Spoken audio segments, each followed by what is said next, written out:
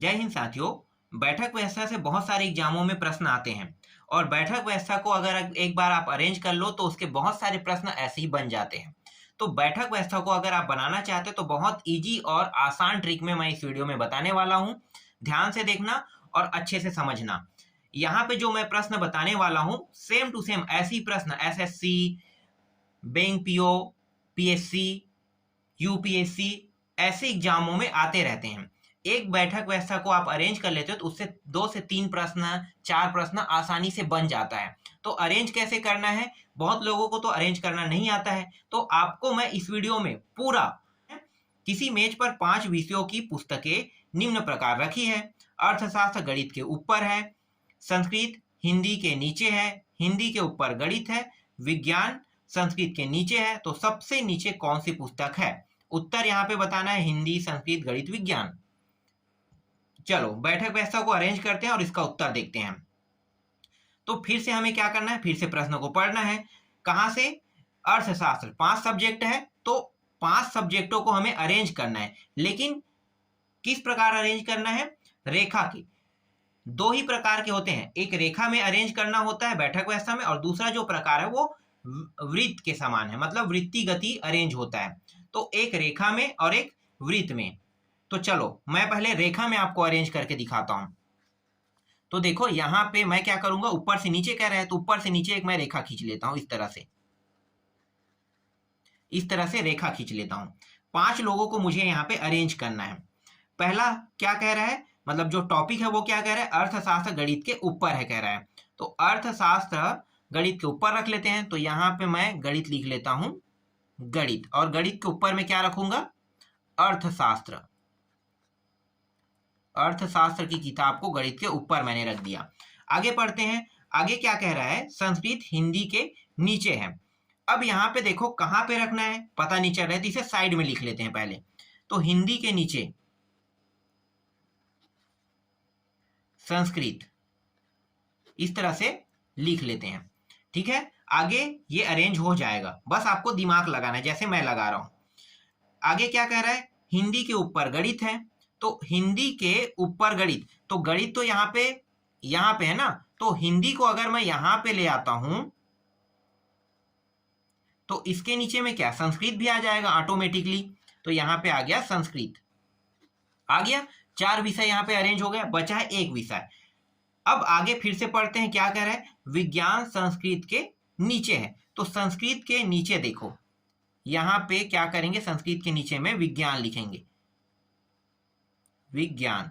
और प्रश्न क्या कह रहा है, प्रश्न कह रहा है कि सबसे नीचे कौन सी पुस्तक है। तो सबसे नीचे कौन सी पुस्तक है, देखो विज्ञान, उत्तर रहेगा, ये रहा उत्तर। और सबसे ऊपर अगर पूछेगा तो अर्थशास्त्र, मध्य में पूछेगा तो हिंदी। मतलब एक प्रश्न में कई प्रश्न बनते हैं। हमेशा ना एग्जाम में जो प्रश्न आता है वो एक प्रश्न नहीं रहता है, एक प्रश्न के अंदर 2 से 3 प्रश्न रहता है। और एक बार आपने अरेंज कर लिया तो सभी प्रश्नों को उत्तर समझो दे दिया। जैसे कि सबसे नीचे सबसे ऊपर पूछेगा तो आपको अर्थशास्त्र बताना है, मध्य में कौन है तो हिंदी सब्जेक्ट है, अर्थशास्त्र और हिंदी के बीच में कौन है, गणित है, हिंदी और विज्ञान के बीच में कौन है, संस्कृत है। तो इस तरह से कई प्रकार से प्रश्नों को पूछा जाता है। एक प्रश्न बन गया, चलो आगे देखते हैं। 6 मित्र A B C D E और एफ पूर्व की ओर मुंह करके एक पंक्ति में बैठे हैं। सभी के सभी किस दिशा में मुंह किए हैं, पूर्व की ओर, और पूर्व की ओर मुंह करके बैठे हैं एक दिशा में। ठीक है, जैसे कि पंक्ति में से बैठाना है हमें।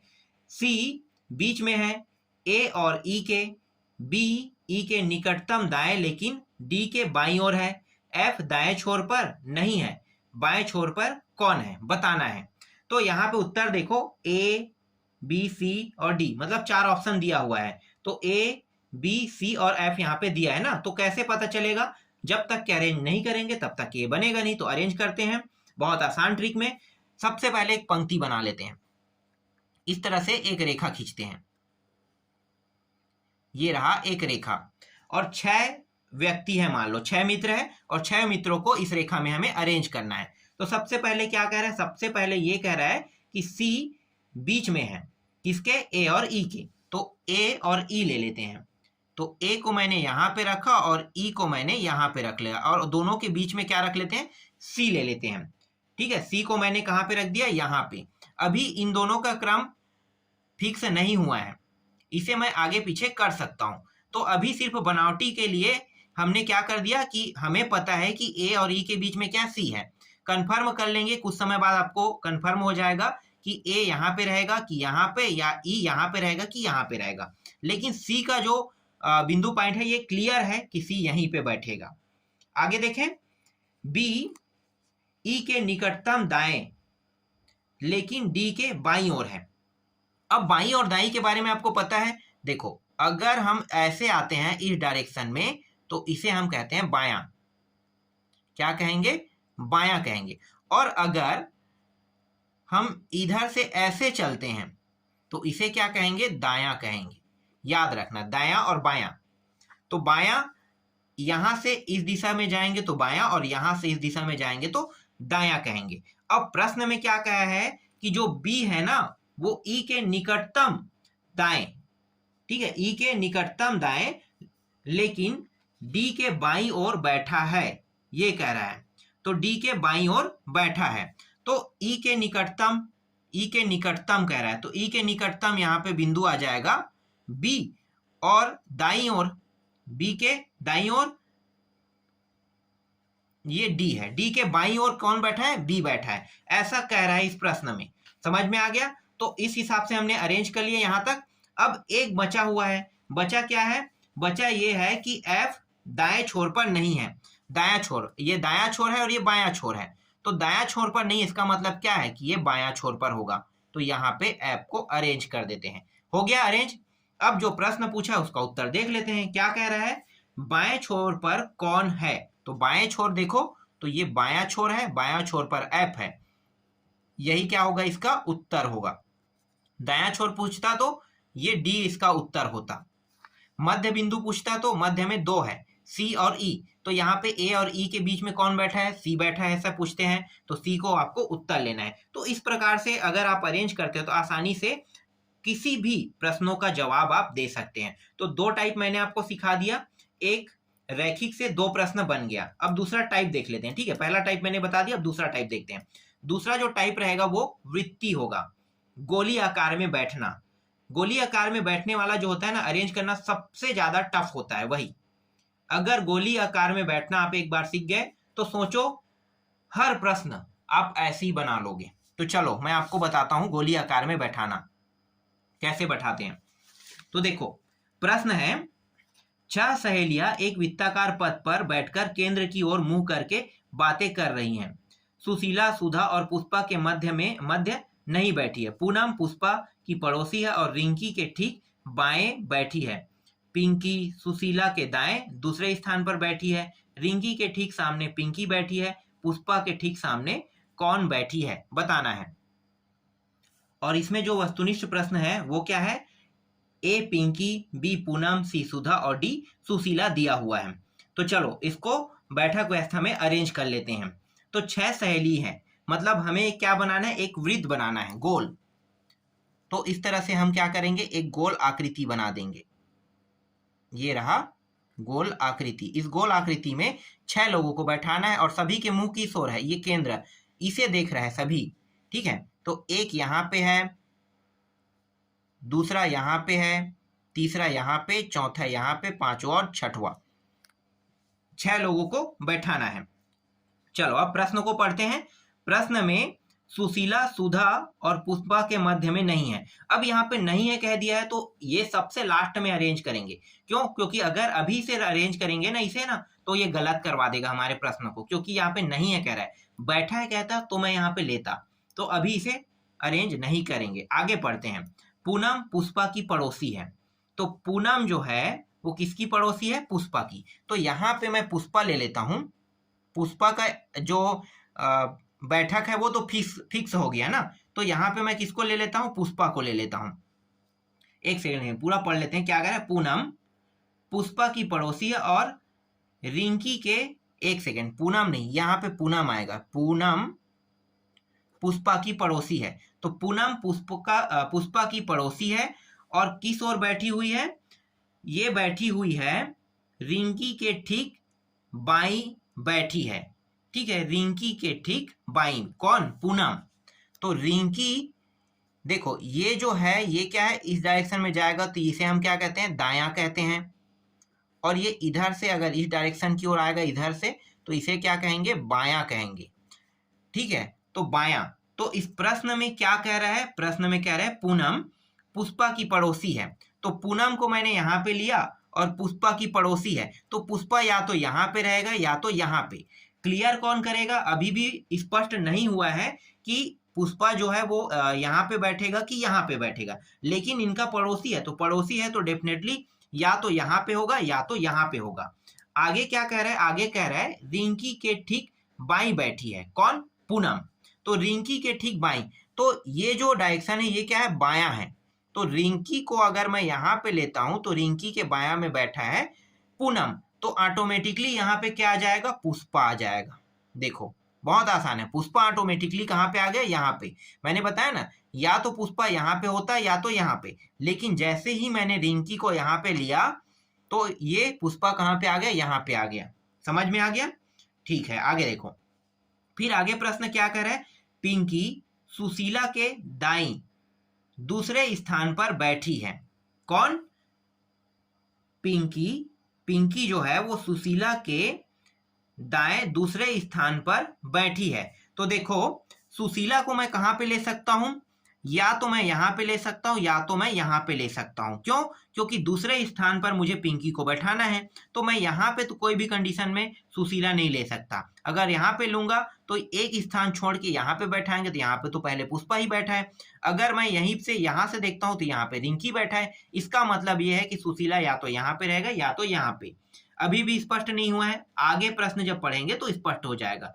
आगे क्या कह रहा है? आगे कह रहा है कि ये दाईं दूसरे स्थान पर बैठी है। दाईं दूसरे स्थान पर बैठी कौन? पिंकी। तो अगर मान लो मैं सुशीला को यहां पे लेता हूं तो सुशीला के दाईं, दाईं मतलब क्या है? इस तरह से, ये इस तरह से ऐसे आएगा, तो एक स्थान छोड़ के यहां पे कौन आ जाएगा? पिंकी आ जाएगा। अब बचा है उसको कहां पे बैठाना है भाई?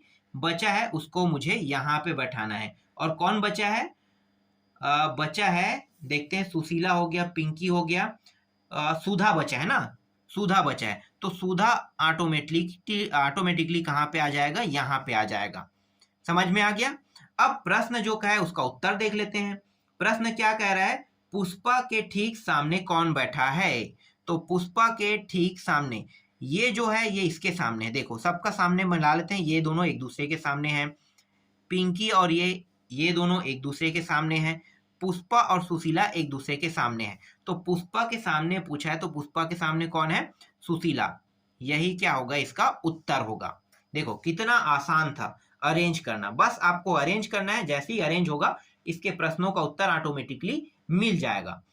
अभी तो मैं सिर्फ एक एक प्रश्न दे रहा हूं, इसके अंदर 3 से 4 प्रश्न रहता है। जैसे कि पुष्पा के सामने सुशीला है, पुष्पा के बगल में कौन बैठा है? तो जैसे कि यहाँ पे पूनम है, पिंकी है, तो इन दोनों में से एक को दिया रहेगा तो आपको पूनम या पिंकी जैसे दिया रहेगा तो पूनम दिया तो पूनम बस को लेना है। पिंकी ना दिया रह के ये तीनों दे दिया, ये चारों दे दिया, तो ये रहेगा इसका मतलब। कई प्रकार से अरेंज से प्रश्न आते हैं। एक प्रश्न के अंदर 2 से 3 प्रश्न होता है। तो याद रखना, एक बार आपने अरेंज करना सीख गया ना तो गारंटी है कभी भूलोगे भी नहीं और हमेशा हर प्रश्न में आप अरेंज कर पाओगे। चलो आगे देखते हैं, एक और प्रश्न देख लेते हैं। 6 व्यक्ति ताश खेल रहे हैं। गोपाल और कृष्ण एक दूसरे के सामने हैं। कृष्ण मोहन के बाईं ओर तथा गिरधर के दाईं ओर है। मोहन मुरली के बाईं ओर। यदि मुरली और मनोहर तथा गिरधर और कृष्ण परस्पर स्थान बदल लेते हैं तो मुरली के ठीक बाईं ओर कौन होगा? गोपाल, कृष्ण, मनोहर, मोहन, मनोहर, इन चारों में से कौन सा आंसर इसका उत्तर होगा? देखते हैं। चलो तो सबसे पहले हम अरेंज करते हैं। तो अरेंज करेंगे तो यहाँ पे क्या कह रहा है? यहाँ पे कह रहा है गोपाल और कृष्ण एक दूसरे के सामने हैं, मतलब हमें एक वृत्त का निर्माण करना है। यहाँ पे इस तरह से गोल आकृति बना लेते हैं। ये रहा गोल आकृति।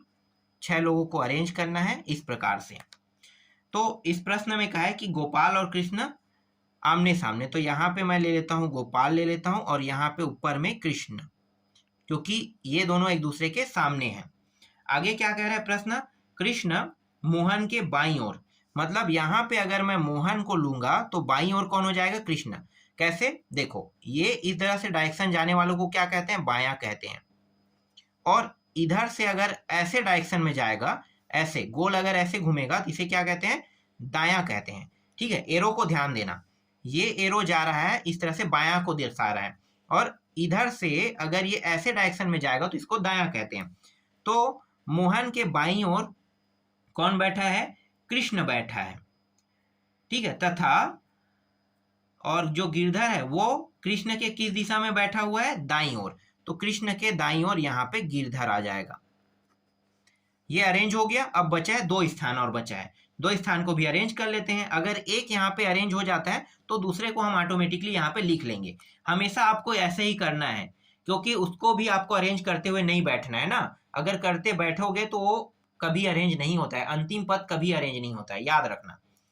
एक पद कभी भी अरेंज नहीं होता है, मैं अंतिम भी नहीं कहूंगा, एक पद कभी अरेंज नहीं होता है। अरेंज आपको उसे करना नहीं, आपको ऐसे ही रख देना है, क्योंकि हम जो ट्रिक उपयोग कर रहे हैं ये सही है, गलत होने के चांसेस नहीं है। जैसा जैसा बोल रहे हैं वैसा वैसा कर रहे हैं। ठीक है, आगे करते हैं। इसके बाद क्या कह रहे हैं? मोहन मुरली के बाईं ओर। तो मोहन जो है मुरली के बाईं ओर, तो अगर मैं यहाँ पे मुरली ले लेता हूं तो मुरली के बाईं ओर इस दिशा में जाएंगे तो मोहन रहेगा। तो मोहन मुरली के बाईं ओर बैठा है, सही है। ऑटोमेटिकली यहाँ पे हम क्या ले लेंगे? जो बचा है उसको लिख लेते हैं। तो मनोहर बचा है, ये इस तरह से मनोहर को मैंने ले लिया। अब प्रश्न क्या कह रहा है? स्थान बदलने की बात कर रहा है, तो एक नया मैं वृत्त बना लेता हूं यहाँ पे। अब स्थान को बदल लेते हैं, जैसे कहा है वैसे ही करेंगे। ठीक है, स्थान किसके साथ बदलेगा? तो जिस जिसके साथ बदलेगा उसी के जगह को हमें क्या करना है? चेंज करना है। तो सबसे पहले कह रहा है मुरली और मनोहर बदल रहा है। तो देखो, मुरली कहाँ पे है? यहाँ पे, और मनोहर यहाँ पे है। तो मुरली के जगह पे कौन आ जाएगा? मनोहर। तो देखो यहाँ पे मैं लिख लेता हूँ मनोहर, और यहाँ पे कौन आ जाएगा? मुरली आ जाएगा। ठीक है, स्थान इन्होंने बदल लिया, गोपाल जैसा वैसा रहेगा। यहाँ पे गोपाल के साथ कुछ कोई छेड़खानी नहीं। और किसको बदलने के लिए कह रहा है? कृष्ण, यहाँ पे गिरधर और कृष्ण भी बदल रहा है। कहाँ पे? गिरधर, ये रहा गिरधर और कृष्ण। तो गिरधर के स्थान पे कौन आ जाएगा? कृष्ण आ जाएगा, और यहाँ पे गिरधर आ जाएगा, और यहाँ पे कौन रहेगा? मोहन जैसा वैसा रहेगा। अब प्रश्न के उत्तर दे देते हैं भाई। प्रश्न के उत्तर क्या होगा? मुरली के ठीक बाईं ओर कौन है? तो देखो मुरली कहाँ पे? ये रहा, मुरली के ठीक बाईं ओर। बाएं ओर मतलब इस डायरेक्शन में। तो ठीक बाईं ओर कौन है? जस्ट बाएं में गोपाल है। तो गोपाल क्या रहेगा? इस प्रश्न का उत्तर रहेगा। तो एक बार अगर आपने अरेंज कर लिया तो हर प्रश्न, जितने भी इसके अंदर प्रश्न है वो सारे प्रश्न बन जाएगा।